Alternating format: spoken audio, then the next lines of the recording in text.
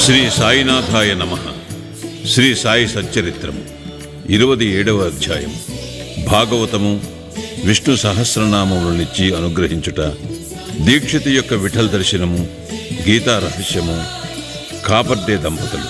బాబా మత గ్రంథములను తమ స్వహస్తములతో స్పృశించి పవిత్రము చేసి వానిని తమ భక్తులకు పారాయణము కొరకు ప్రసాదించుట మొదలగునవి ఈ అధ్యాయములో చెప్పుకుందాము. మానవుడు సముద్రములో మునుగకనే అన్ని తీర్థములలోనూ పుణ్య నదులలోనూ స్నానము చేసిన పుణ్యము లభించును.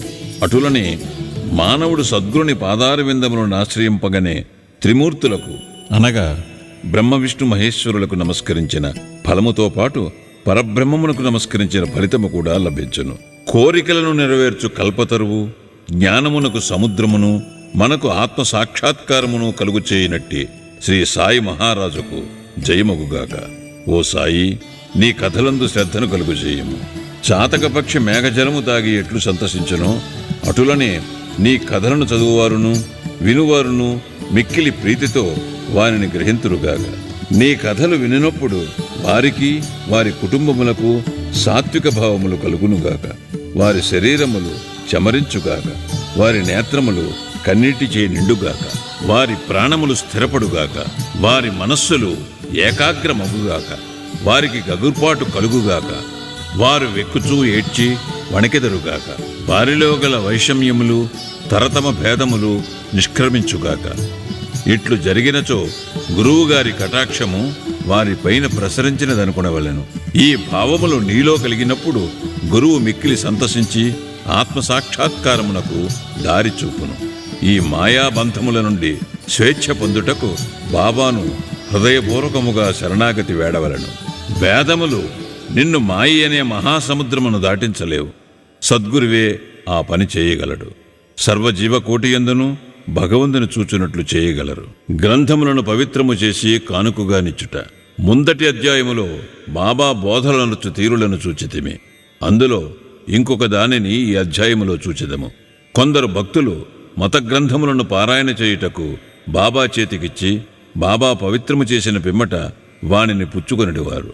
అట్టి గ్రంథములు పారాయణ చేయునప్పుడు బాబా తమతో ఉన్నట్లు భావించడివారు. ఒకనాడు కాకా మహాజని ఏకనాథ భాగవతమును తీసుకుని షిరిడీకి వచ్చాను. శ్యామ ఆ పుస్తకమును చదువుటకై తీసుకుని మసీదుకు పోయాను. అచ్చట బాబా దానిని తీసుకుని చేతితో తాకి కొన్ని పుటలను త్రిప్పి శ్యామాకిచ్చి దానిని తన వద్ద ఉంచుకొమ్మనెను. అది కాకా పుస్తకమనియు అందుచే దానిని అతనికిచ్చివేయవలెననియు శ్యామా చెప్పాను. కాని బాబా, దానిని నేను నీకిచ్చి తిని దానిని జాగ్రత్తగా నీ వద్ద ఉంచుకొనుము, అది నీకు పనికి వచ్చును అనేది. ఈ ప్రకారముగా బాబా అనేక పుస్తకములు శ్యామా వద్ద నుంచెను. కొన్ని దినముల పిమ్మట కాకా మహాజని తిరిగి భాగవతమును తెచ్చి బాబాకిచ్చెను. బాబా దానిని తాకి ప్రసాదముగా మహాజనికే ఇచ్చి దానిని భద్రపరచమనెను. అది అతనికి మేలు చేయుననిది. కాకా సాష్టాంగ నమస్కారముతో స్వీకరించెను. శ్యామ విష్ణు సహస్రనామముల పుస్తకము. శ్యామ బాబాకు మిక్కిలి ప్రియభక్తుడు. బాబా అతనికి మేలు చేయి నిశ్చయించి విష్ణు సహస్రనామమును ప్రసాదముగా నిచ్చెను. దానిని ఈ క్రింది విధముగా జరిపాను. ఒకప్పుడు సమర్థ రామదాసు భక్తుడైన ఒక రామదాసి షిరిడీకి వచ్చాను. కొన్నాళ్లు అక్కడుండాను. ప్రతిరోజు ఉదయమే లేచి ముఖము కడుగుకొని స్నానము చేసి పట్టుబట్టలు ధరించి విభూతి పూసుకొని విష్ణు సహస్రనామమును అధ్యాత్మ రామాయణమును శ్రద్ధతో పారాయణ చేయుచుండాను. అతడి గ్రంథములు అనేకసార్లు పారాయణ చేశాను. కొన్ని దినముల పిమ్మట బాబా శ్యామాకు మేలు చేయి నిశ్చయించి విష్ణు సహస్రనామ పారాయణము చేయింపదలచెను. కావున రామదాసుని పిలిచి తమకు కడుపు నొప్పిగా ఉన్నదనియు సోనాముకు తీసుకొన్నదే నొప్పి తగ్గదనియు కనుక బజారుకు పోయి ఆ మందును తీసుకుని రమ్మని కోరెను. పారాయణము ఆపి రామదాసి బజారుకు పోయెను. బాబా తమ గద్దె దిగి రామదాసి పారాయణ చేయి స్థలమునకు వచ్చి విష్ణు సహస్రనామ పుస్తకమును తీసుకొని తమ స్థలమునకు తిరిగి వచ్చి ఇట్లనెను. ఓ శ్యామ, ఈ గ్రంథము మిగుల విలువైనది, ఫలప్రదమైనది కనుక నీకిది బహూకరించుచున్నాను. నీవు దీనిని చదువుము. ఒకప్పుడు నేను మిగుల బాధపడి తిని నా హృదయము కొట్టుకొనెను. నా జీవితము అపాయములో నుండెను. అట్టి సందిగ్ధ స్థితి యందు నేను ఈ పుస్తకమును నా హృదయమునకు హత్తుకొంటిని. శ్యామా, అది నాకు గొప్ప మేలు చేసెను. అల్లాయే స్వయముగా వచ్చి బాగు చేసినని అనుకుంటిని. అందుచే దీనిని నీకిచ్చుచున్నాను. దీనిని కొంచెము ఓపికగా చదువుము. రోజునకు ఒక నామము చదివినను మేలు కలుగు చేయును. శ్యామ తనకు ఆ పుస్తకం అక్కరలేదు అనేను. ఆ పుస్తకము రామదాసిది. అతడు పిచ్చివాడు, మొండివాడు, కోపిష్టి కావున వానితో కయ్యము వచ్చును అనెను. మరియు తాను అనాగరికుడకుటచే దేవనాగరి అక్షరములు చదువులేను అనెను. వినోదార్థము తనకు రామదాసితో బాబా కయ్యము కలుగు చేయుచున్నాడని శ్యామ అనుకుననే గాని బాబా తనకు మేలు కలుగు చేయుచున్నాడని అనుకునలేదు.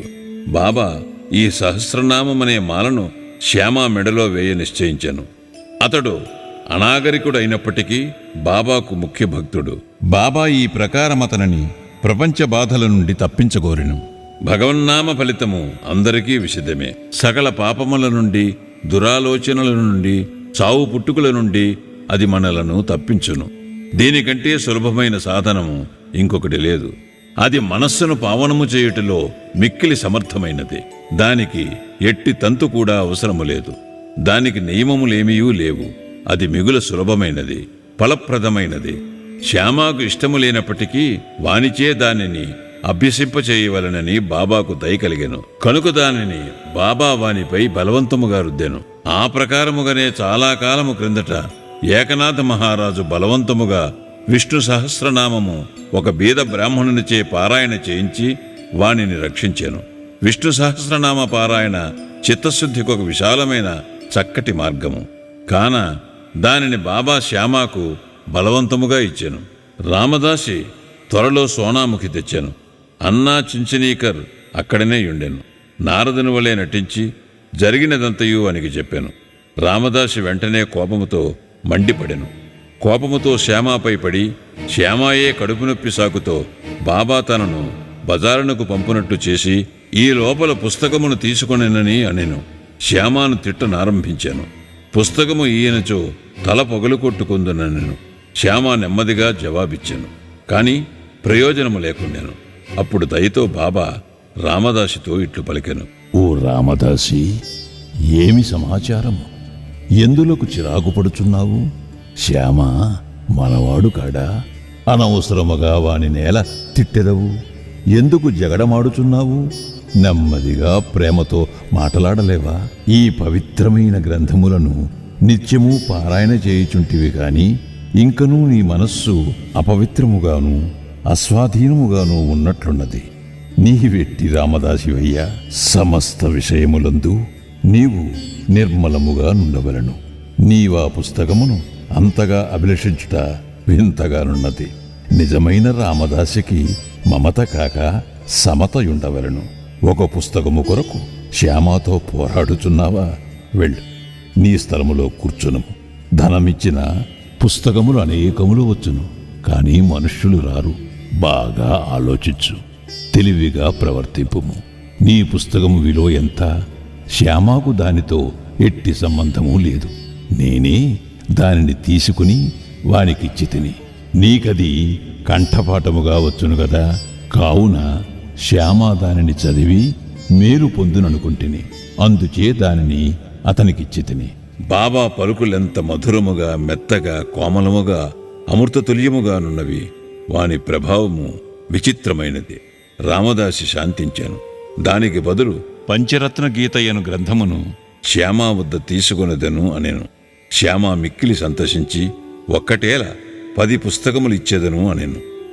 బాబా ఈ విధముగా వారి తగువును తీర్చెను. ఇందులో ఆలోచించవలసిన విషయమేమనా, రామదాసి పంచరత్న గీత నేలకోరెను. అతడు లోనున్న భగవంతుని తెలుసుకున్నటకు ఎన్నడూ యత్నించి ఉండలేదు. ప్రతి నిత్యము మత గ్రంథములను మసీదులో బాబా ముందర పారాయణ చేయువాడు. శ్యామాతో బాబా ఎదుట ఏల జగడమాడెను. మనము ఎవరిని నిందించవలనో, ఎవరిని తప్పు పట్టవలనో పోల్చుకొనలేము. ఈ కథను ఈ విధముగా నడిపించకపోయినచో ఈ విషయము యొక్క ప్రాముఖ్యము, భగవన్నామస్మరణ ఫలితము, విష్ణు సహస్రనామ పారాయణ మొదలగునవి శ్యామాకు తెలిసియుండవు. బాబా బోధించు మార్గము, ప్రాముఖ్యము కలుగు చేయి విషయములు సాటిలేనివి.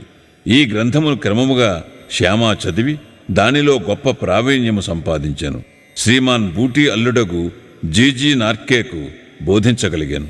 ఈ నార్కే పూనా ఇంజనీరింగ్ కాలేజీ ప్రిన్సిపాల్గా నుండెను. గీతా రహస్యము. బ్రహ్మ విద్యను అధ్యయనము చేయువారిని బాబా ఎల్లప్పుడూ ప్రేమించువారు, ప్రోత్సహించువారు. ఇచ్చట దానికొక ఉదాహరణమిచ్చేదము. ఒకనాడు బాపూసాహెబ్ జోగ్కు ఒక పార్సిల్ వచ్చెను. అందులో తిలక్ వ్రాసిన గీతా రహస్యముండెను. అతడు ఆ పార్సిల్ను తన చంకలో పెట్టుకుని మసీదుకు వచ్చెను. బాబాకు సాష్టాంగ నమస్కారము చేయుచున్నప్పుడు అది కింద పడెను. అదేమని బాబా అడిగెను. అక్కడనే దానిని విప్పి బాబా చేతిలో ఆ పుస్తకముంచెను. బాబా కొన్ని నిమిషములు పుస్తకములోని పేజీలను త్రిప్పి తన జేబులో నుండి ₹1 తీసి పుస్తకంపై పెట్టి దక్షిణతో కూడా పుస్తకమును జోగును కందించుచు, దీనిని పూర్తిగా చదువుము, నీకు మేలు కలుగును అనిరి. కాపర్డే దంపతులు. కాపర్డేల వృత్తాంతముతో ఈ అధ్యాయమును ముగించెదము. ఒకప్పుడు కాపర్డే తన భార్యతో షిరిడీకి వచ్చి కొన్ని నెలలుండెను. దాదాసాహెబ్ కాపర్డే సామాన్యుడు కాడు. అమరావతిలో మిక్కిలి ప్రసిద్ధికెక్కిన ప్లీడరు. మిక్కిలి ధనవంతుడు. ఢిల్లీ కౌన్సిలులో సభ్యుడు. మిక్కిలి తెలివైనవాడు. గొప్ప వక్త. కాని బాబా ముందర ఎప్పుడూ నోరు తెరవలేదు. అనేక మంది భక్తులు పలుమారులు బాబాతో మాట్లాడిరి, వాదించిరి. కాని 3 మాత్రము కాపర్డే, నోల్కర్, బూటీ నిశ్శబ్దముగా కూర్చుండేవారు. వారు వినయ విధేయత, నమ్రతలు ఉన్న ప్రముఖులు. పంచదశని ఇతరులకు బోధించగలిగిన కాపర్డే బాబా ముందర మసీదులో కూర్చున్నప్పుడు నోరెత్తి మాట్లాడువాడు కాడు. నిజముగా మానవుడు ఎంత చదివినవాడైనను, వేదపారాయణ చేసినవాడైనను బ్రహ్మజ్ఞాని ముందర వెలవెలపోవును. పుస్తక జ్ఞానము బ్రహ్మజ్ఞానం ముందు రాణించదు. దాదాసాహెబ్ కాపర్డే 4 మాసములుండెను. కాని అతని భార్య 7 మాసములుండెను. ఇద్దరునూ షిరిడీలో నుండుటచే సంతసించిరి. కాపర్డే గారి భార్య బాబాయందు భక్తి శ్రద్ధలు కలిగి ఉండేది. ఆమె బాబాను మిగుల ప్రేమించుచుండెను. ప్రతిరోజు 12 గంటలకు బాబా కొరకు నైవేద్యము స్వయముగా తెచ్చుచుండెను. దానిని బాబా ఆమోదించిన తరువాత తాను భోజనము చేయుచుండెను. ఆమె యొక్క నిలకడను, నిశ్చల భక్తిని బాబా ఇతరులకు బోధించనించెను.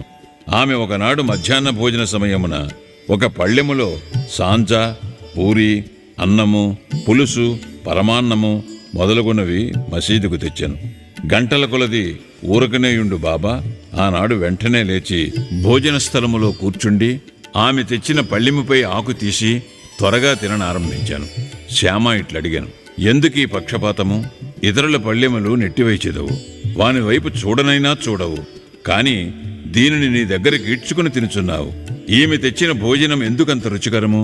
ఇది మాకు సమస్యగానున్నది. బాబా ఇట్లు బోధించాను. ఈ భోజనము యథార్థముగా మిక్కిలి అమూల్యమైనది. గత జన్మలో ఈమె ఒక వర్తకుని ఆవు. అది బాగా పాలిచ్చుచుండెను. అచ్చట నుండి నిష్క్రమించి ఒక తోటమాలి ఇంటిలో జన్మించెను. తదుపరి ఒక క్షత్రియుని ఇంటిలో జన్మించి ఒక వర్తకుని వివాహమాడాను. తరువాత ఒక బ్రాహ్మణుని కుటుంబములో జన్మించాను. చాలా కాలము పిమ్మట ఆమెను నేను చూచితిని. కావున ఆమె పళ్ళెము నుండి ఇంకను కొన్ని ప్రేమయుతముగు ముద్దలను తీసుకుని నిండు. ఇట్లనుచూ బాబా ఆమె పళ్ళెమును ఖాళీ చేశాను. నోరు చేతులు కడుగుకొని త్రేన్పులు తీయిచూ తిరిగి తన గద్దెపై కూర్చుండాను. అప్పుడు ఆమె బాబాకు నమస్కరించాను. బాబా కాళ్లను పిసుకుచుండాను. బాబా ఆమెతో మాట్లాడతొడంగాను. బాబా కాళ్లను తోముచున్న ఆమె చేతులను బాబా తోముటకు ప్రారంభించాను. గురు శిష్యులు ఒండరుల సేవ చేసుకున్నట్టు చూచి శ్యామ ఇట్లనెను, చాలా బాగా జరుగుతున్నది. భగవంతుడును భక్తురాలును ఒకరికొకరు సేవ చేసుకునుట మిగుల వింతగానున్నది. ఆమె యథార్థమైన ప్రేమకు సంతసించి బాబా మెల్లగా మృదువైన ఆకర్షించు కంఠముతో రాజారాం అను మంత్రమును ఎల్లప్పుడూ జపించుమనుచు ఇట్లనియను. నీవిట్లు చేసినచో నీ జీవితాశయమును పొందెదవు. నీ మనస్సు శాంతించును, నీకు మేలగును. ఆధ్యాత్మికము తెలియని వారికి ఇది సామాన్య విషయములే కనిపించును. కాని ఇది అట్లు కాదు. అది శక్తిపాతము, అనగా గురువు శిష్యునకు శక్తి ప్రసాదించుట. బాబా యొక్క మాటలు ఎంత బలమైనవి, ఎంత ఫలవంతమైనవి, ఒక్క క్షణములో అవి ఆమె హృదయములో ప్రవేశించి స్థిరపడెను.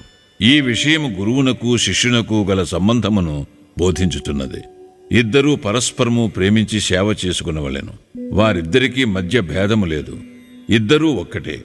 ఒకరు లేనిదే మరొకరు లేరు. శిష్యుడు తన శిరస్సును గురువు పాదముల మీద పెట్టుట బాహ్య దృశ్యమే కాని యథార్థముగా వారిరువురూ లోపల ఒక్కటే. వారి మధ్య భేదము పాటించువారు పక్వమునకు రానివారు, సంపూర్ణ జ్ఞానము లేనివారును. శ్రీ సాయినాథాయ నమః. 27వ అధ్యాయము సంపూర్ణము. సద్గురు శ్రీ సాయినాథార్పణమస్తు. శుభం భవతు.